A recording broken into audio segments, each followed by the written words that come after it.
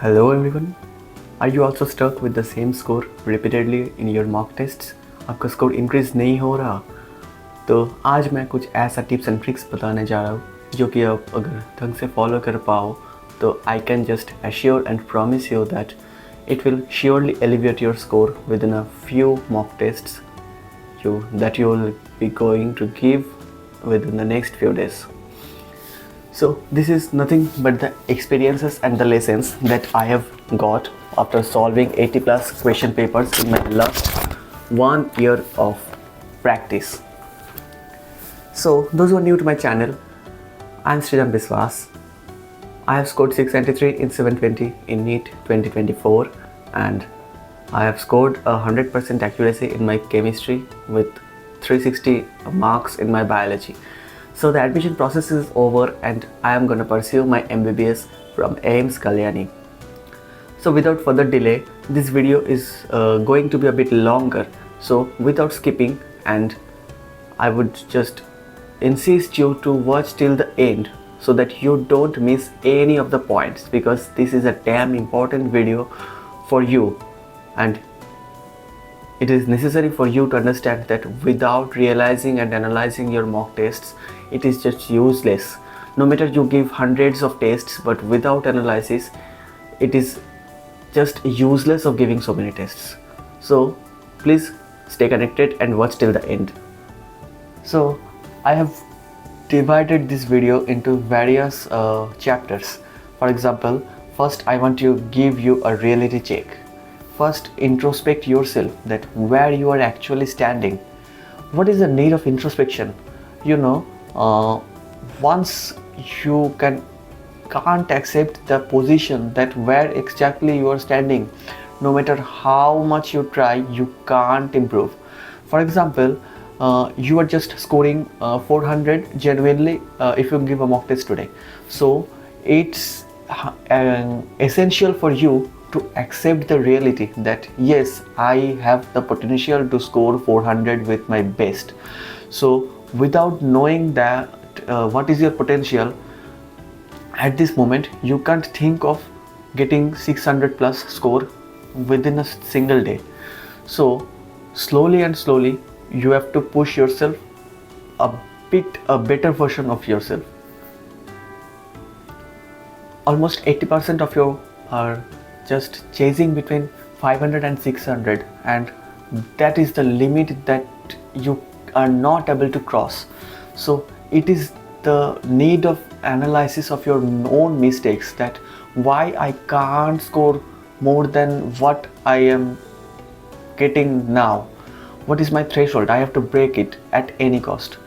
So there are a few points which I'm gonna say in this video. So without skipping, please watch till the end. Many of you guys are also going through the sinusoidal curve like the way I used to go. It means that once I started giving mock tests, once I got higher score, the next test only my score used to fall down. Means one high, then low, then high, and then low, and it went on like that way only. So I had to give a huge effort once after I get a higher score. So after getting able to break that chain, then I focused on analyzing my mistakes, that where I am lagging behind the others. So there are several categories of mistakes. You have to first classify them. For example, first comes is the silly mistakes. How to classify silly mistakes? There are many categories of silly mistakes. For example, I want to give you one question which I had also missed in my mock test. See question number 70. Here it is given that in a human female, on an average, how many primary follicles are left in ovaries at puberty? Number 1, 40,000 to 60,000. Number 2, 60,000 to 80,000. Number 3, 1,20,000 to 1,60,000. And number 4, 80,000 to 1 lakh. And you can see that it is damn easy question, isn't it? Many of you will just take option 2, 60,000 to 80,000, because it is just a ditto of NCERT line. But there is a catch. Here it is asked that how many primary follicles are left in ovaries, but in the NCERT it is mentioned that 60,000 to 80,000 follicles are present in each ovary, isn't it? So that's a blunder. That's a big blunder which I personally have also made, and it's a great question that gave me a huge lesson that how to be careful. So after making that blunder, I realized the essence of reading the questions with very cautious mind.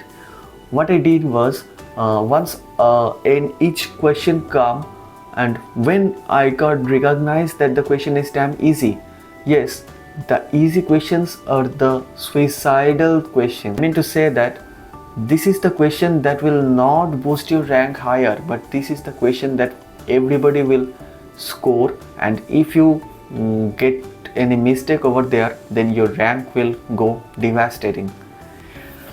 So what I did was that I just encircled the exact keyword, what the examiner is exactly asking from that question, and once I had encircled the keyword, then the chances of making a blunder decreases a lot. Next category of mistakes, I would suggest that the multiple correct options. For example, I would just quote one question. Everybody can see you on the screen, question number 79. I am just dictating. All of the following statements are correct with respect to periodic abstinence except. Number 1, it is a natural method of conception. The couples avoid from coitus from day 10th to day 17th of the 28 days menstrual cycle, and so on. Let me leave the other options. My point is that how to tackle them. Many of you will think that the examiner is exactly asking the correct option, but it is not actually. Here it is said that how many following statements are correct with respect to periodic abstinence except. This word except put me a long way. I just marked the correct statement finding and I got excited and just filled the OMR with so much of confidence. But then after the answer key, I realized that it was a blunder.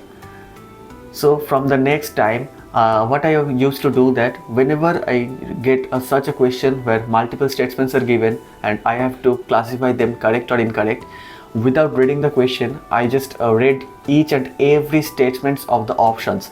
I just put myself a tick or cross beside every statement, no matter what the question is asking. Then I used to read the question. Actually one of the 4 statements would be either wrong or correct than the other 3. So definitely the answer would be only the contrasting option, and as a result, after I read the question, it is the correct answer that I got to know. Next category of mistakes that many of you still suffer is the OMR blunder. See, NEET is an OMR based exam and you have to accept that, and you have to make a practice from now only to fail the OMR in each and every offline tests that you are giving. See how the OMR mistakes actually occur when you are solving the questions. Suppose 1 to 15 questions you are solving, and question number 9 you are stuck. While filling the OMR one by one, you left a space at question number 9, but in your out of mind, while filling the answer of question number 10, you mistakenly fill it in place of question number 9. And if you can't realize that at that particular moment, the blunder will go on like a dominoes effect. It will go on for the next few questions until you realize that you have made a blunder. The same way it had costed me 25 marks in one of my mock tests where I have made 5 OMR blunders just because of one question. So it is only possible to rectify this mistake by only making yourself more calm and quiet and more cautious during filling the OMR. Next, another category of mistakes are the NCERT riddles. These are a bit tricky questions that many of you guys confuse with the exact lines of NCERT and do blunders. For example, In the screen you can see question number 51. Here it is asking that the ion with the smallest size is Tl3 plus, gallium 3 plus, indium 3 plus and aluminium 3 plus. Very easy question you will probably see, and out of confidence you will probably mark the wrong answer because you will confuse atomic radii with ionic radii, and in the same way I did also. In the NCERT it is clearly written that there is an anomaly in the atomic radii of group 13, but there is no exception in the ionic radii. This is a very important line. So in this way you have to read NCERT, that if there is an exception we have to also remember that where there is no exception. Next comes is calculation mistake. It is a very tiresome thing in a question paper to do the calculations in a calm mind, but you have to do it, right? So what you can do is that when you are solving the entire question paper in the first attempt, then just leave the hectic calculation based sums for the last, and when all the question paper is done, before filling the OMR, just proceed with the calculation based sums. Give time in the first attempt on doing those sums. Don't just look at the options at very fast, because it may make you afraid of the decimal points that you can see. So what you can do is that just put your full concentration on that particular question only. Don't look here and there, and in your subconscious mind just come out of all the other questions at that moment. Put your full concentration on that particular calculation and do each and every steps of plus minus calculations very cautiously.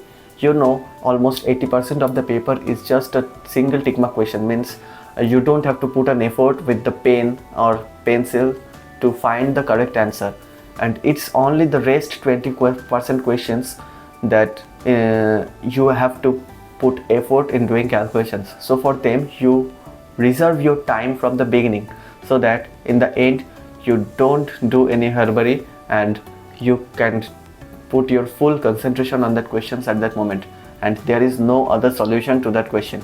Also there is a solution, that not a solution but a idea that you have to get, that how to assume and how to do assumptions in your calculations.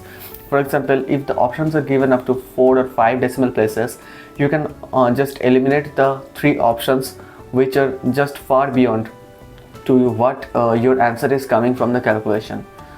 And also there are many questions in physics where you can eliminate the other 3 and cross verify your answer. For example, in case of refractive indices, that the values are never less than 1, and this type of facts you have to remember while solving the physics questions. Time consuming questions. How to tackle them? You can only tackle them if you can reserve your time from the beginning. For example, I will say that don't give or don't take more than 35 to 40 minutes in your bio, combined botany and zoology. No matter what subject you start with, probably most of you start with bio only, I will say that don't waste too much of time, because it will give you a very tiresome experience at the last when you will going to do physics or chemistry. For the conceptual errors, I would just say that just learn to leave questions. For example, if you are scoring 600 right now today, don't just try to attempt the full 720 paper right now. Try to filter out the questions. Focus on accuracy rather than attempting the full paper. Think yourself that if I attend 620 marks, then genuinely I would get 620, not less than that. That should be your attitude. And next what comes is the most important thing, that how to make a mistake notebook. I always suggest you that after giving each and every test, please jot down the questions that you have make a blunder and jot them down on a mistake notebook. Once you are going to give the next mock test, just brush them up in your mind so that while giving the test, your prior mistakes stays in your mind, that doesn't let you repeat the same. So this is just a glimpse of my mistake notebook.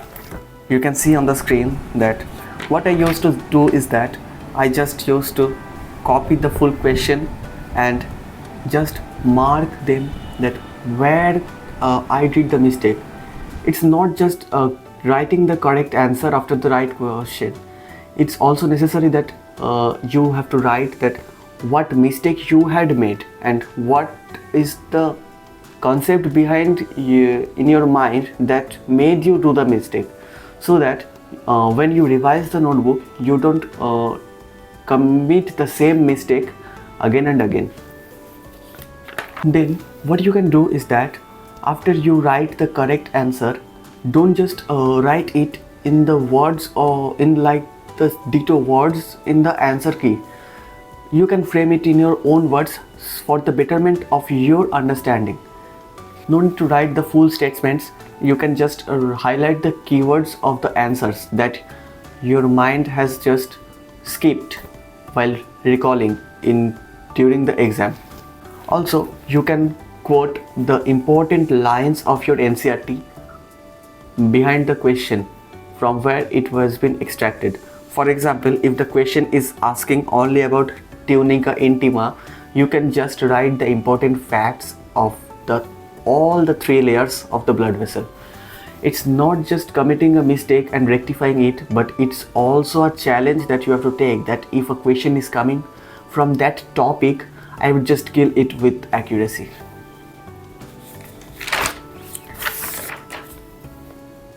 Also, for the conceptual questions, you just don't do the calculation only. Please write the concept behind it, because when you are going to revise it after 15 or 20 days, the concept may go out of your mind, but if you jot them up in your notebook, then it will help you a lot in recalling them. I would also just suggest you that don't do your mistakes and don't solve the questions that you have made wrong directly copying from the internet. Please go and sit one-to-one with your teacher, be it your home tuition teacher or any coaching faculty. It will help you a lot in recalling the visuals while the teacher is explaining that question. It will help you remember the facts more and more than what you are exactly writing in your notebook. I personally had felt it, and that's why I am suggesting you to do the same.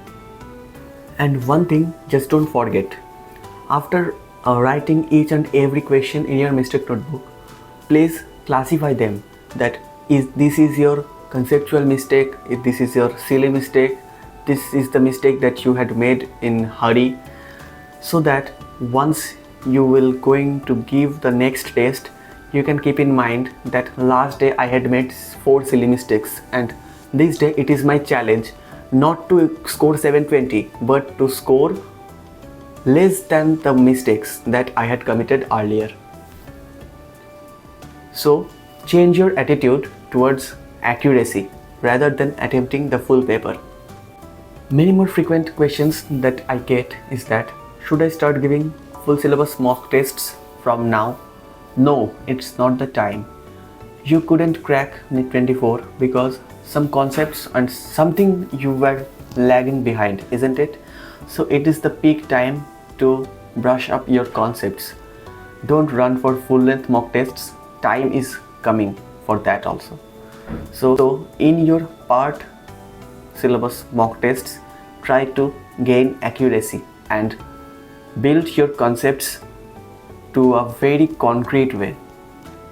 So I hope that I could cover all the points and queries that you people usually have in your mind while giving mock tests. I am pleased that you are watching till the end. Thank you very much. So please do comment in down so what are the topics that you want me to make video next. And those who like the video, please hit a subscribe button. It will cost you nothing, but it will surely motivate me to make such amazing content for you guys. So till then, thank you and have a good day.